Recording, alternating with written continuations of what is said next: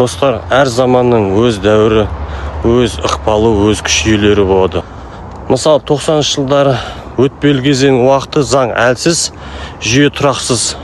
Кімнің білегінде күші бар, мінезінде батылдығы бар, солар алға шықты. Ал достар, 2000 жылдан кейін кабинет пен әкімшілік ықпалы күшейді.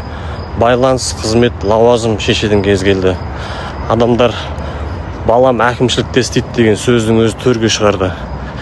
Коррупция тамырын жайды, адамдар өндірістен емес, орындықтан пайда іздей бастады. Одан кейін әлеуметтік желінің дәуірі туды. Instagram, TikTok халықтың назарын өзгертті. Блогер, коуч, инфобизнес біреуі мотивация берсе, біреуі даңғазаға үйретті. Көп адам нақты кәсіптен гөрі көрінуге ұмтылды. Адамның бағасы еңбегімен емес, подписчигімен өлшенетін уақыт туды. Бірақ достар, әр дәуірдің өз шегі бар. Адамдар жалған образдан, көзбаушылықпен нәтиже әкелмейтінін түсінді.